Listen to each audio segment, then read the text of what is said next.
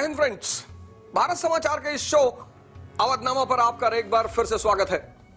इतिहास की धारा सतत जारी है।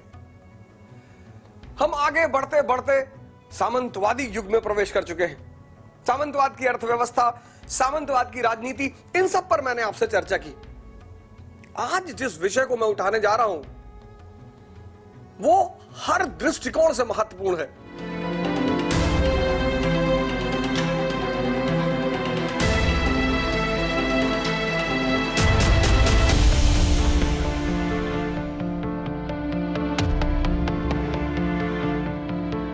(1947) में भारत एक राष्ट्र का जन्म हुआ और यह राष्ट्र किसी एक व्यक्ति ने नहीं बनाया, ना किसी एक जाति ने नहीं बनाया, किसी एक धर्म ने नहीं बनाया, किसी एक क्षेत्र ने नहीं बनाया।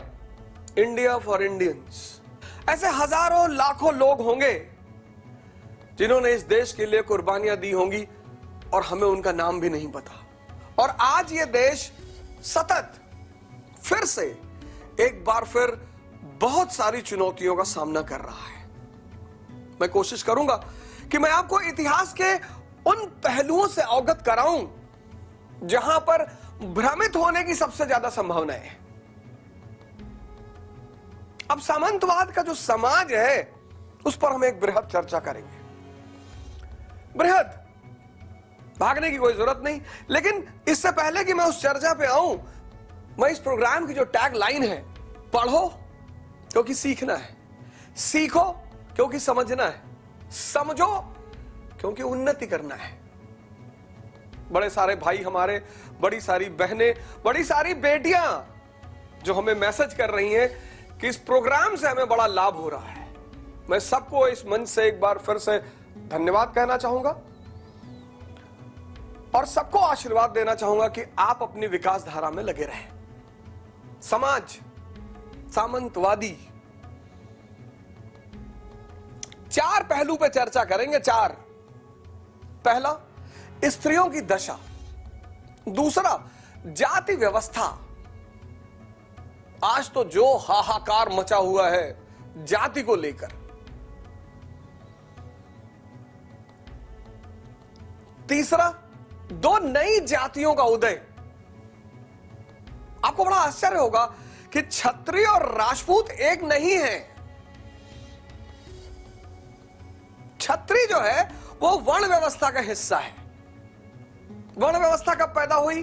उत्तर वैदिक काल में। चार वर्ग, ब्राह्मण, क्षत्रिय, वैश्य, शूद्र। राजपूत जो है ये सामंतवादी व्यवस्था की देन है। दोनों एक नहीं है। हां, दोनों का संबंध कहीं ना कहीं शासन से जरूर है, क्षेत्र से जरूर है।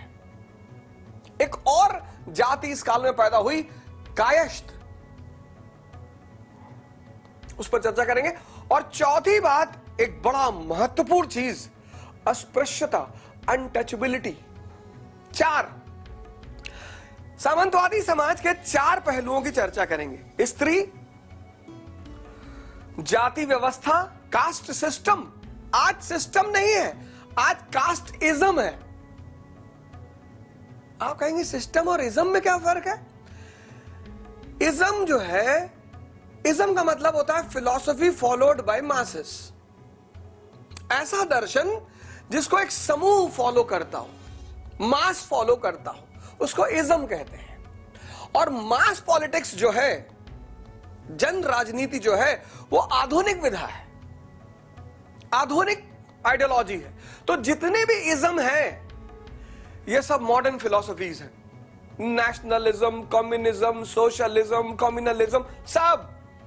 कास्ट सिस्टम अलग है, कास्टिज्म अलग है।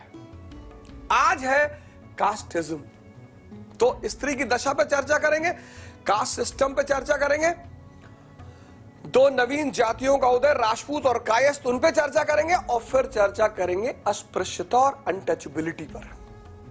सिर्फ सूचना नहीं देंगे, आपको सोर्स भी बताएंगे। गवर्नमेंट ऑफ इंडिया के प्रेस से पब्लिश हुई पुस्तक, जिससे अगर कभी भी आपको शंका हो तो आप उस चीज को वहां से जांच कर सकते हैं। पहले जिस बात की चर्चा करेंगे वह है स्त्रियों की दशा। Woman representative of God on earth.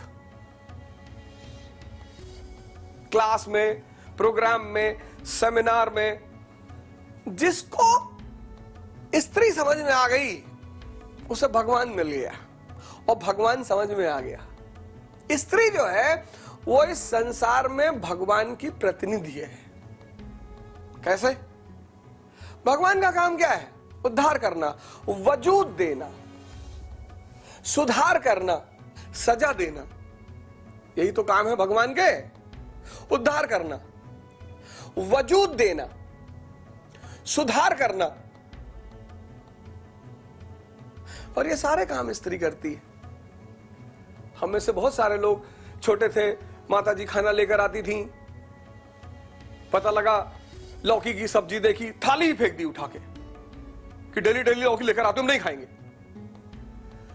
अब मां बेचारी कही अच्छा बेटा कोई बात नहीं, क्या खाओगे बताओ। और 12:30 बजे रात में वो महिला फिर से कुछ बनाती है हमारे लिए, और ये क्रम चलता है 26-27 साल तक, 28 साल तक। ये 27-28 साल तक ये क्रम चलता है। अब 28 साल में विवाह हुआ, 28 साल की आदत थाली फेंकने की। शादी हुई और बीवी खाना लेकर आई, उसकी भी थाली फेंकी आपने, और बीवी ने पटक के बैठ गई आपके सीने पे कि दिन भर मर के खाना बनाई, खाना फेंक रहे हो। तो दो औरतें हर पुरुष के जीवन में हैं। एक मां इतना प्रेम देती है, इतना कि व्यक्ति बर्बाद हो जाता है, और एक बीवी, उसका काम ही है सुधारने का, सिविलाइजिंग मिशन। औरत का काम है सिविलाइज करना। आप देखिए रेस्टोरेंट वगैरह में अगर कोई लड़का अकेले डोसा खा रहा है, हाथ से खाएगा, हाथ से तोड़ के लगा के खा लिया। लेकिन स्त्री अगर साथ में है, लड़की अगर साथ में है, फोर्क, नाइफ, स्पून, कभी कभी बताना पड़ता है कि भैया वो नाइफ गलत हाथ में पकड़े हो, ऐसे। स्त्री भगवान की प्रतिनिधि। बड़े लोग परेशान रहते हैं पत्नियों से, भैया हमको हमारी बीवी बहुत परेशान करती। बड़ी आश्चर्य की बात है, मां के रूप में स्त्री ने कभी परेशान नहीं किया, बहन के रूप में स्त्री ने कभी परेशान नहीं किया, बाकी किसी भी रिश्ते में स्त्री ने कभी परेशान नहीं किया। पत्नी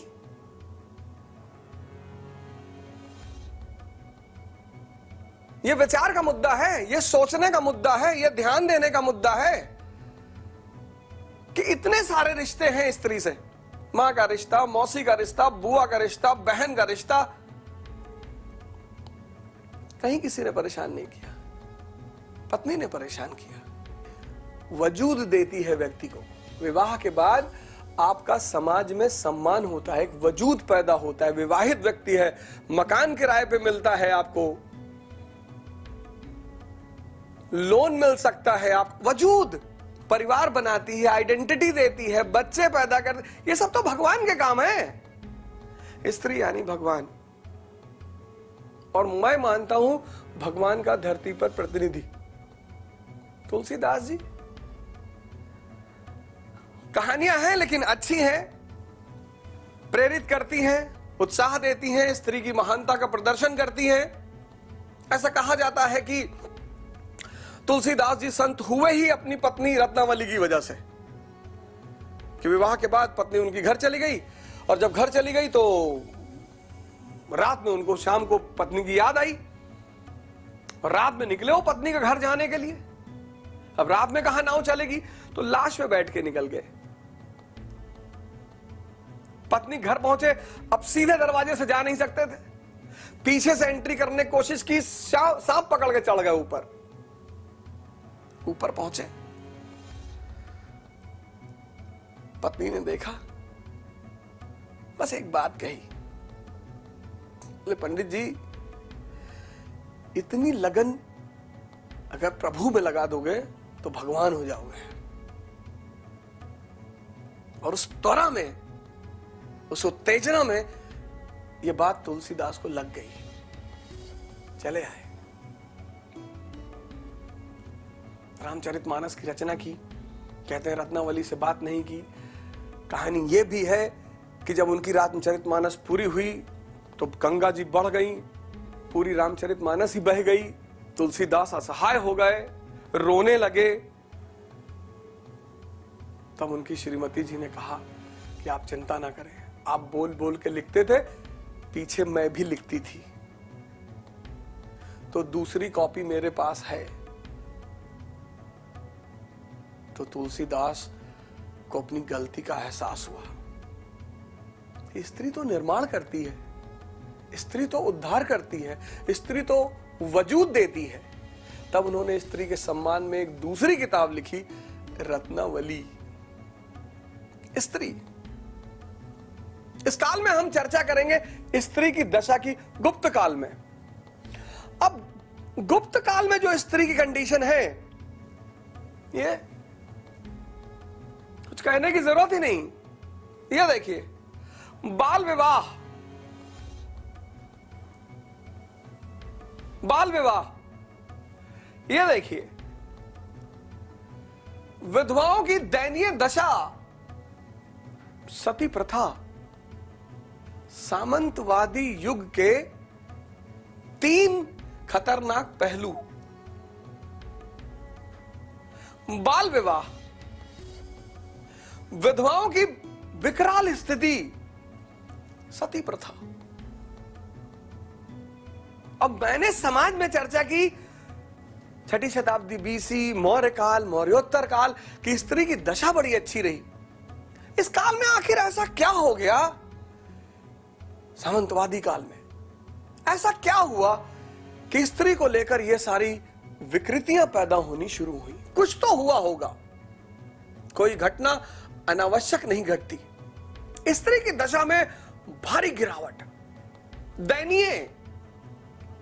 अगर मैं आपसे एक लाइन में कहूं तो आज का अफगानिस्तान जो आप देख रहे हैं, वहां जो स्त्री की दशा है उससे और विकराल। विकराल तो वहां भी है। आज आप देखो, ईरान में औरतें लड़ रही हैं। हामिदा अमीन को जान देना पड़ा सिर्फ इस बात के लिए कि हम हिजाब नहीं पहनेंगे। इस युग में जब इस धरती के लोग मंगल पर बसने की बात करते हैं, एलन मस्क कहते हैं कि हम मंगल पे बसेंगे। इस युग में जब लोग चंद्रमा पर घूमने जाने का प्लान बना रहे हैं कि अब मून टूरिज्म होगा, आप चांद पर घूमने जाएंगे, उस युग में एक देश में स्त्री हिजाब के खिलाफ आंदोलन करके अपनी जान देती है। कुछ तो होगा, और इन सारी कहानियों का कहीं ना कहीं कोई ना कोई संबंध होगा। अब पुराने, अगर आप लेक्चरों पर आपने ध्यान दिया हो, सुना हो, कनेक्ट किया हो, कनेक्शन ही है, कनेक्टिविटी, जोड़ना। अब 6ठी शताब्दी बीसी में क्या हुआ? द्वितीय नगरीकरण शुरू हुआ, सेकेंड अर्बनाइजेशन, अर्बन इकोनॉमी, शहरी इकोनॉमी। भारत से जबरदस्त एक्सपोर्ट, निर्यात, मसाले का, रेशम का और वस्त्रों का। और टेक्सटाइल मोनोपोली किसकी? औरतों की। यानी 6th सेंचुरी बीसी, मौर्य काल और मौर्योत्तर काल, जब तक अर्बन अर्थव्यवस्था चलती रही तो स्त्री की आर्थिक स्थिति मजबूत रही। आर्थिक स्थिति की मजबूती ने उसकी सामाजिक स्थिति को सुदृढ़ बनाए रखा। Economic condition will always decide your social condition. इतना गहरा संबंध है अर्थव्यवस्था और समाज का।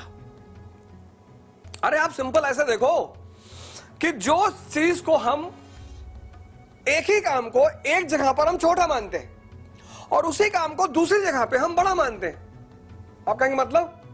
नहीं, बार्बर छोटी सी दुकान खोल के रखा है, शेविंग का कितना ले लेगा? 20 रुपया, हेयर डाई का 200 रुपया, मसाज का 250 रुपया, और फिर वहां से उठकर आप पहुंच गए parlour. Massage 4000, hair spa 5500,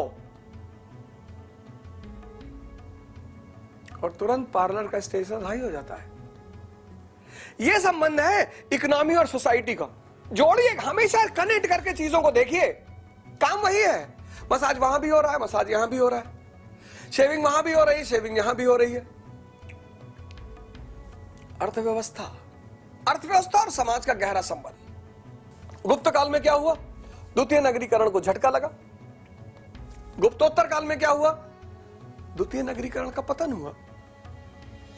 Rajput काल में क्या हुआ? द्वितीय नगरीकरण खत्म। तो आप एक डायग्राम बनाइए, गुप्त काल, गुप्तोत्तर काल, राजपूत काल, फिर नीचे लिखिए गुप्त काल, द्वितीय नगरीकरण को झटका, गुप्तोत्तर काल, द्वितीय नगरीकरण का पतन, राजपूत काल, द्वितीय नगरीकरण का अंत, सेकंड अर्बनाइजेशन। यानी गुप्त काल से स्त्री की जो आर्थिक स्थिति है, अब गुप्त काल में जब अर्बन इकोनॉमी को झटका लगा तो स्त्री की दशा को भी झटका लगा। अंतर संबंध है ना अर्थव्यवस्था और समाज का। तो जब गुप्त काल में द्वितीय नगरीकरण को झटका लगा, स्त्री की दशा को भी झटका लगा। और सती सिस्टम, सती प्रथा की पहली सूचना गुप्त काल से मिलती है। गुप्त काल में द्वितीय नगरीकरण को झटका लगा, और मैंने आपसे कहा अर्थव्यवस्था और समाज का संबंध है। तो जब द्वितीय नगरीकरण को झटका लगा तो स्त्री की दशा को भी झटका लगा।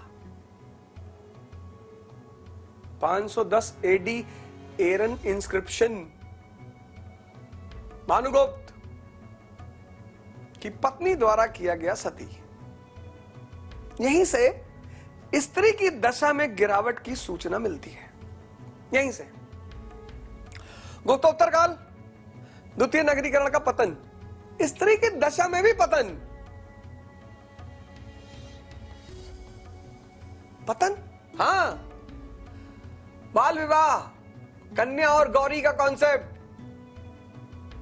कन्या और गौरी, सती प्रथा, और ये तीनों राजपूत काल में अपने चरमोत्कर्ष पर पहुंच गई। अब वो संबंध मत छोड़िएगा। गुप्त काल, द्वितीय नगरीकरण को झटका, स्त्री की सामाजिक दशा को झटका। गुप्तोत्तर काल, द्वितीय नगरीकरण का पतन, स्त्री की सामाजिक दशा का पतन। राजपूत काल, द्वितीय नगरीकरण का अंत, स्त्री की विकराल स्थिति, विकराल।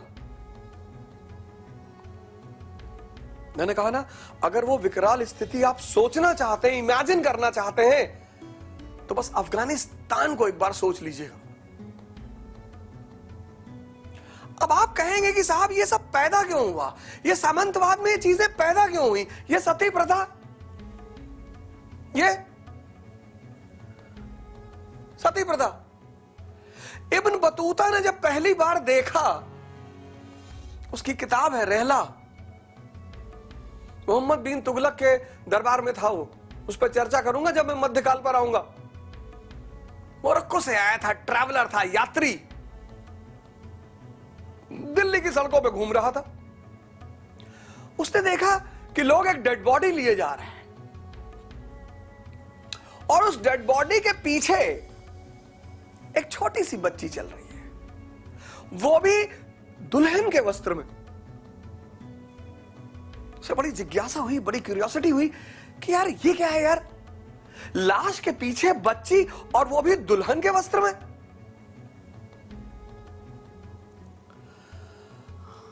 जिज्ञासा हुई उसे, तो वो पीछे पीछे उन लोगों के शमशान घाट तक पहुंचा। जब सब शमशान घाट में पहुंचे तो लाश को तो उन्होंने रख दिया चिता पे,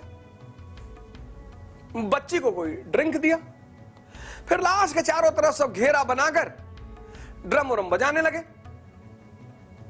और फिर जब चिता को आग दी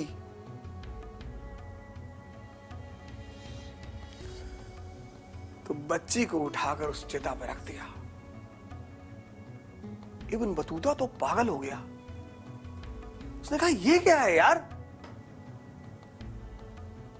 उसने कहा ये कौन सा रोग है, ये क्या चीज थी।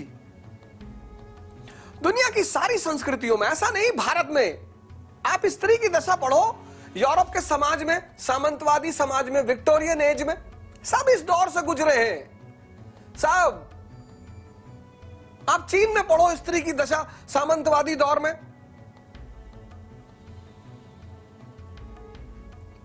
तो आपके मन में यह बात आए कि यार ये सारी चीजें शुरू क्यों हुई, ये सती प्रथा शुरू क्यों हुई? रीजन होगा, ये देखिए, सती प्रथा का सीधा संबंध किससे है? सामंतवाद से। क्या हुआ? सामंतवाद ने ऐसा क्या किया कि सती प्रथा बन गई? सती भारतीय संस्कृति का एक बड़ा अहम हिस्सा है, मैं इस पर चर्चा करूंगा, और बड़ा प्यारा हिस्सा है। मां पार्वती जी सती हुई थी, लेकिन कुछ चीजें समय के साथ या समय की आवश्यकता के साथ विकृत हो जाती हैं। सती का सीधा संबंध सामंतवाद से, फ्यूडलिज्म से। क्या किया सामंतवाद ने? स्त्री का जो आर्थिक महत्व था उसको खत्म कर दिया। मौर्य काल में भारत से सबसे बड़ा निर्यात, एक्सपोर्ट, वस्त्र बनाने की मोनोपोली किसकी? स्त्री के पास। खत्म। स्त्री के आर्थिक महत्व का अंत, संपत्ति का अधिकार खत्म, संपत्ति का अधिकार, विधवाओं पर तमाम तरह के प्रतिबंध, अकेले रहेंगी, बाल सेव कराएंगी। मूवी देखिएगा प्रेम रोग, वाटर पे तो प्रतिबंध लग गया था। प्रेम रोग, बड़ी सारी पुरानी फिल्में हैं जिनमें इन सब प्रथाओं पर प्रहार किया गया है। विधवाओं पर तमाम तरह के प्रतिबंध, टीकाकारों द्वारा प्रशंसा। टीकाकार से मनुस्मृति पर जिसने संशोधन लिखा, मेघातिथि, उनको टीकाकार कहते थे। उन लोगों ने प्रशंसा की कि जो स्त्री सती होती है वो साक्षात खुद और अपने पति को ब्रह्मलोक, स्वर्ग में लेकर जाती है। अब औरत पैसा कमा नहीं सकती। देखो अफगानिस्तान में औरत पैसा कमा सकती है? नहीं कमा सकती।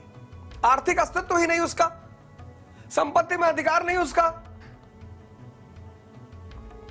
विधवाओं पर प्रतिबंध तमाम तरह के, और कानून निर्माताओं द्वारा प्रशंसा, और यहीं पर यह प्रथा बन गई। अब 9 साल की बच्ची की अगर शादी हुई और 10 साल में विधवा हो गई, तो 10 साल के बाद जो उसका जीवन है खुद से कमा नहीं सकती, संपत्ति में अधिकार ही नहीं है। विधवा की जीवन दयनीय है, पशु से बदतर, नरक से बदतर। तो सबसे अच्छा रास्ता यही था। तो सती प्रथा किसकी देन है? सामंतवाद की। बाल विवाह और पर्दा प्रथा भारतीय समाज और संस्कृति का हिस्सा नहीं है ही नहीं। ड्रेस, खाना, ये सब संस्कृति के हिस्से, और संस्कृति निर्भर करती है भूगोल पे। अब मुसलमान तुर्की में भी रहते हैं, मुसलमान अमेरिका में भी रहते हैं, मुसलमान यूरोप में भी रहते हैं, लेकिन बुर्का कंपलसरी है अफगानिस्तान में। काहे? क्यों? पुलिस नहीं है, नगरीकृत अर्थव्यवस्था नहीं। अफगानिस्तान की मुद्रा का नाम बताओ। तो अब स्त्री की जो सुरक्षा है वो उसी के हाथ में है। चंद्रप्रदाई का नाम सुना होगा, पृथ्वीराज चौहान का कोर्ट हिस्टोरियन चंद्रप्रदाई। बड़ी अच्छी लाइन लिखी उसने पृथ्वीराज रासो में। उसने लिखा, जाकी बिटिया सुंदर देखी तापर जाए धरी तलवार। किसने? चंद्रप्रदाई ने। जाकी बिटिया सुंदर देखी तापर जाए धरी तलवार। लेकिन विवाहित स्त्री को उठाना अधर्म था। अब सामंतवादी युग, प्रशासन, सेना, पुलिस, मौर्य काल वाली स्थिति नहीं है। सामंतवादी, सारी ताकत सामंत के पास है, सारी शक्ति सामंत के पास है। अरे वो अमरीश पुरी की पिक्चर आई थी कोयला, उसमें देख लो सामंत की दशा, जमींदार की दशा, फ्यूडल लॉर्ड की दशा।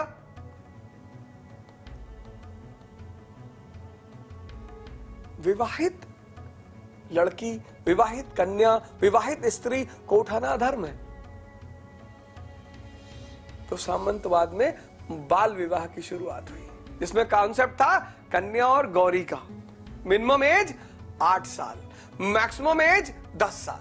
पर्दा प्रथा सामंतवाद की देन। बाल विवाह, पर्दा प्रथा, सती प्रथा, ये तीनों प्रथाएं सामंतवाद की देन है, फ्यूडलिज्म की देन है।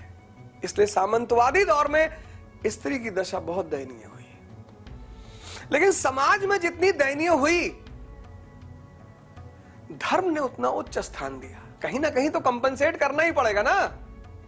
धर्म ने बड़ी तारीफ की कि स्त्री परिवार की रचयिता है, स्त्री मोक्ष का द्वार है। तारीफ की धर्मों ने, स्त्री पर प्रहार भी किए, तारीफ भी की, कंपेंसेट भी किया। ये तो रहा पहला बिंदु, स्त्री की दशा में गिरावट। किसकी वजह से? सामंतवाद की वजह से। सामंतवादी अर्थव्यवस्था क्या है? मुद्रा अर्थव्यवस्था का अभाव, व्यापार वाणिज्य का अभाव, नगरों का अभाव। देखो कैसे अर्थव्यवस्था और समाज का गहरा संबंध है। देखो कैसे अर्थव्यवस्था और समाज एक दूसरे को संचालित करते हैं। स्त्री आज के इस दौर में, सरकार भी प्रोग्राम चला रही है बेटी बचाओ बेटी पढ़ाओ। आज के इस दौर में मैं हिंदुस्तान के समस्त अभिभावकों से हाथ जोड़कर निवेदन करता हूं कि अपनी बेटियों को जरूर पढ़ाएं।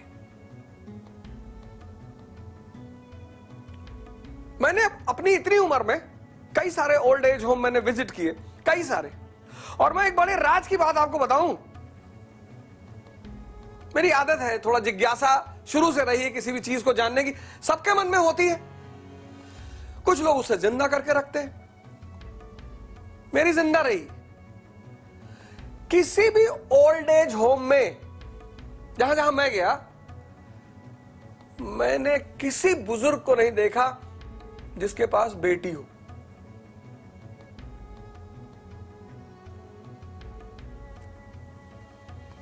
स्त्रियां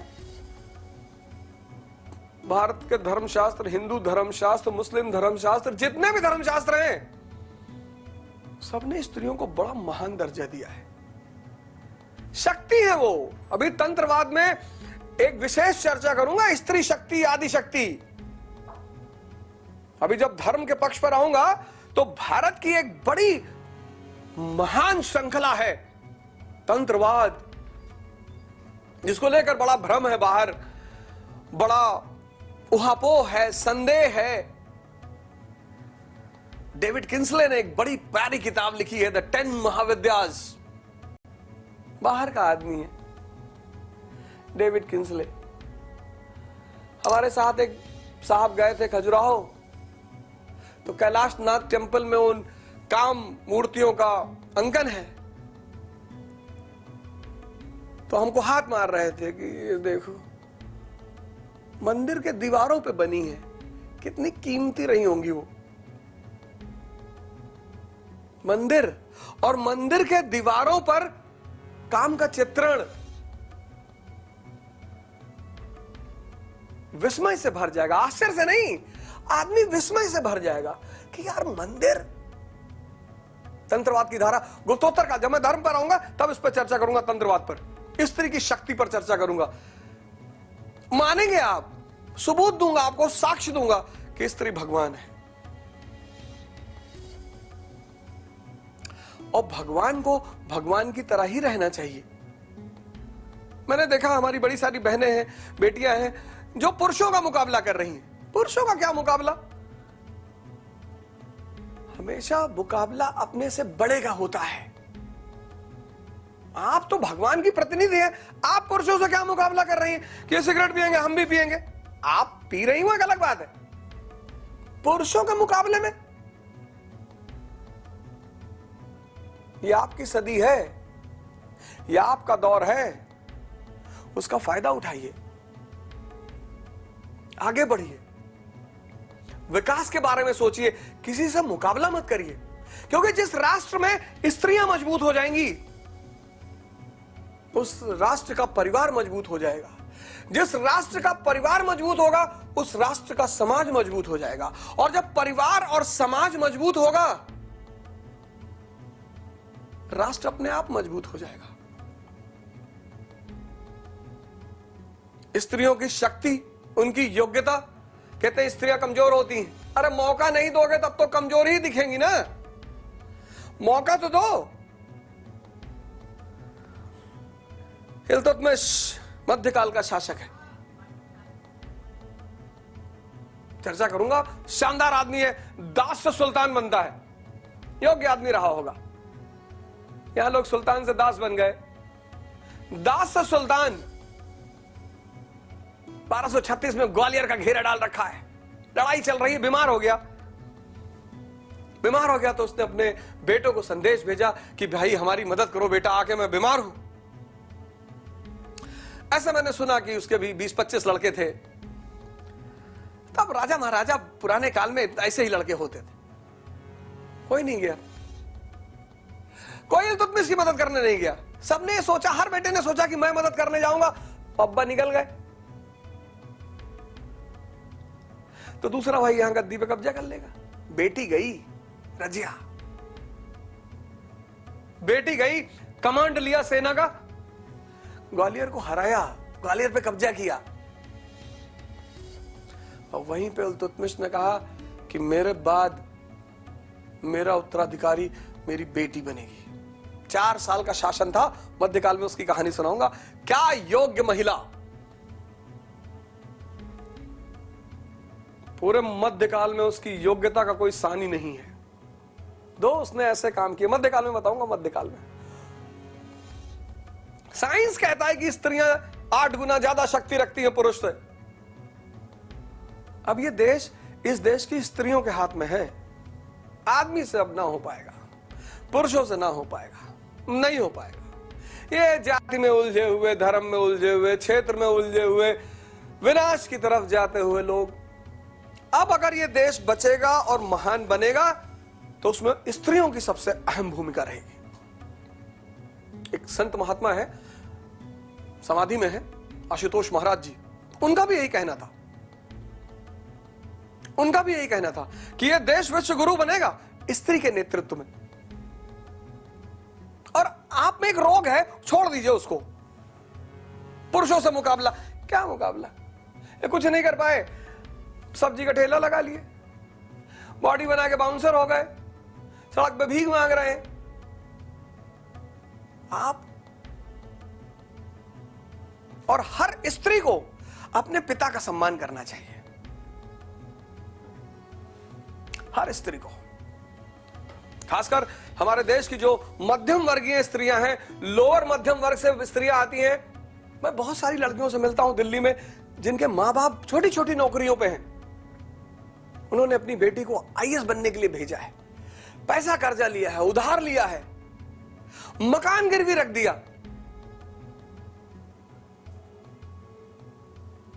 मुंबई के एक यादव जी थे, मुझसे मिलने आए, बेचारे काम धंधा छोड़ के अपनी बिटिया के साथ 2 साल दिल्ली में रहे, पढ़ाया उसको, खाना बनाते थे, चाय बना के देते थे रात में उठ के। हर बेटी को अपने बैग में अपने पिता की फोटो रखनी चाहिए, और जब भी मन में द्वंद्व पैदा हो उस फोटो को निकाल कर देखना चाहिए कि यही वो आदमी है जो मुझे प्रेम करता है। बाकी प्रेम तो बहुत लोग कहेंगे, लेकिन हर प्रेम के पीछे शोषण होगा। इस देश की स्त्रियों से मैं रिक्वेस्ट करता हूं, हाथ जोड़ता हूं, निवेदन करता हूं कि सर्वोपरि अपने पिता की इज्जत रखें। और जिस दिन इस देश की स्त्रियां के लिए पिता सर्वोपरि होगा, उस दिन ये नारा लिखने की जरूरत नहीं पड़ेगी, बेटी बचाओ बेटी पढ़ाओ।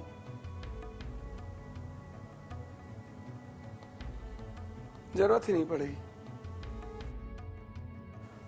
मैं तो देख रहा हूं आईएएस के एग्जामिनेशन में सामान्य घर की लड़कियां आती, सामान्य घर की, और रैंक लगा रही हैं।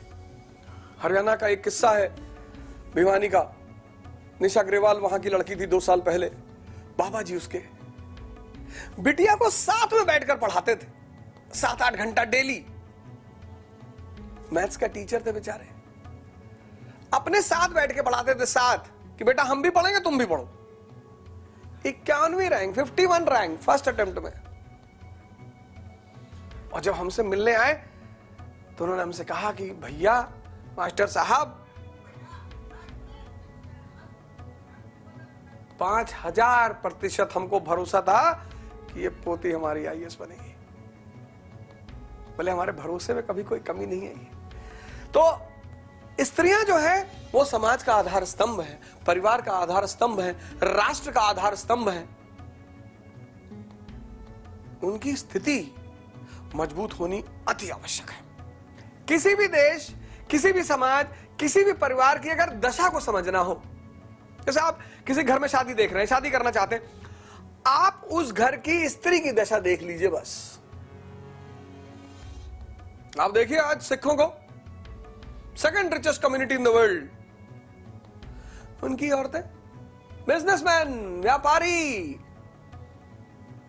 अफसर, राजनेता, कहीं कुछ नहीं हो रहा है। यहूदी दुनिया की सबसे रिचेस्ट कम्युनिटी, उनकी स्त्रियों को देखिए। स्त्री पैमाना है, पैरामीटर, स्टैंडर्ड। किसी भी काल आप एक काम करिए, प्राचीन भारत का एक स्लैब बनाइए। ऋग्वैदिक काल, उत्तरवैदिक काल, 6th सेंचुरी बीसी, मौर्य काल, मौर्योत्तर काल, गुप्त काल, गुप्तोत्तर काल, राजपूत काल, ऐसे लाइन से बनाइए और एक तरफ लिखिए व्यवस्था, आर्थिक, दूसरी तरफ स्त्री का कोई विशेष नाम, ऋग्वैदिक काल, स्त्रियों की दशा अच्छी है, नाम लिख दीजिए लोपामुद्रा।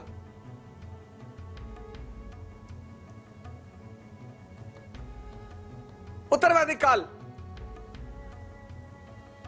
स्त्री की दशा में गिरावट। 6th century BC, Patachara, Amrapali.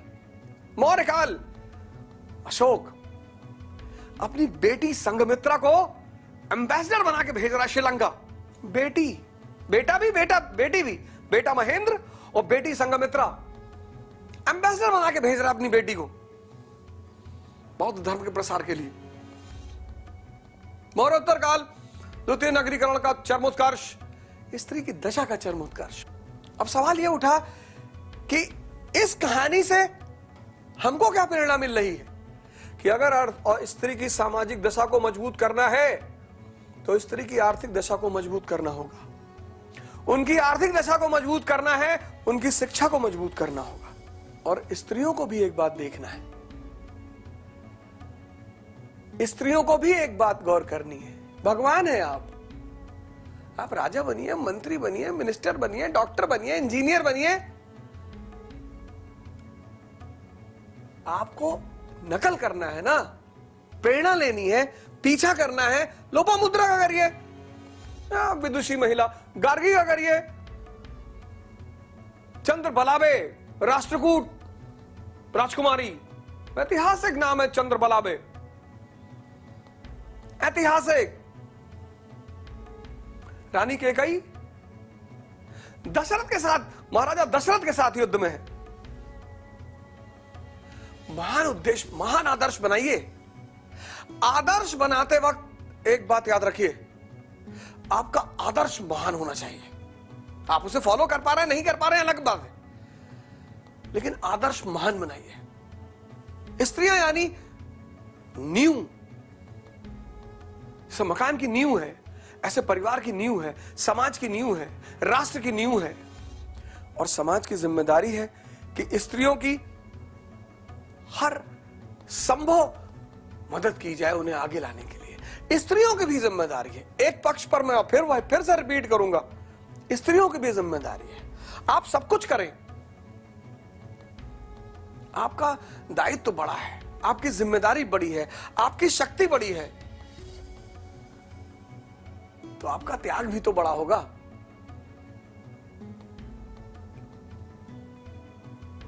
सबकी बातों को कभी ना सुने, परिवार को केंद्र में रखें, मां बाप को केंद्र में रखें, बच्चों को केंद्र, अपनों को केंद्र में रख के डिसीजन, किसी की सुने नहीं। मैं इस देश की हर स्त्री से निवेदन कर रहा हूं, किसी दूसरे की सुने नहीं। कह रहे तुमको तो तुम्हारे घर वाले इज्जत नहीं देते। किसके घर वाले किसको इज्जत देते? घर वाले ही तो इज्जत नहीं देते।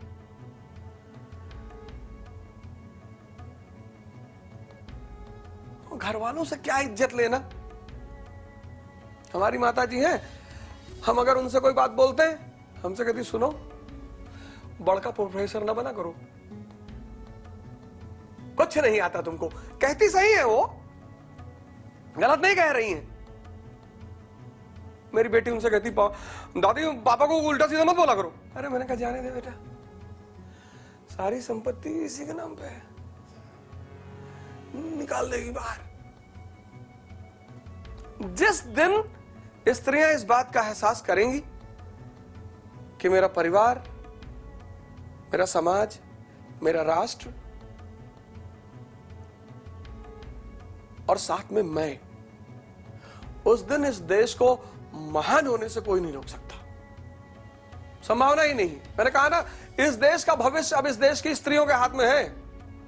पुरुष तो कोई अलग ढोल बजा रहा है, झुंझुना लिए घूम रहा है, भैया हम भैया इस जात के हैं, भैया हम इस धर्म के हैं, भैया हम भैया इस क्षेत्र के हैं, भैया हम यहाँ के हैं, भैया हम ये हैं, भैया हम खतरे में हैं। भैया आज भारत में कोई एक जाति खतरे में है? आज भारत में कोई एक धर्म खतरे में है? पूरी दुनिया में आर्थिक रिसेशन चल रहा है, इकोनॉमिक रिसेशन पूरी दुनिया में, सब जगह संकट है, सब परेशान है। लेकिन भगवान की कोई जात नहीं, भगवान का कोई धर्म नहीं, भगवान का कोई क्षेत्र नहीं। वही हाल स्त्री का भी है वो भगवान की प्रतिनिधि, उसकी भी कोई जात नहीं, उसकी भी कोई धर्म नहीं, उसका भी कोई क्षेत्र नहीं। इस काल को प्रेरणा बनाकर जिन तत्वों की वजह से स्त्री की दिशा का पतन हुआ, उन तत्वों में सुधार करके, उन तत्वों पर विशेष ध्यान देके सरकार स्त्री को फिर से सर्वोच्चतम पद दिला सकती है। और फिर वो स्त्री इस देश को, इस समाज को, इस देश के परिवारों को उच्चतम बिंदु पे ले जाएगी। आज के एपिसोड में बस इतना ही। अगले एपिसोड में एक बहुत बड़े विषय, बहुत बड़े जाति व्यवस्था पर हम आपसे चर्चा करेंगे। जय हिंद।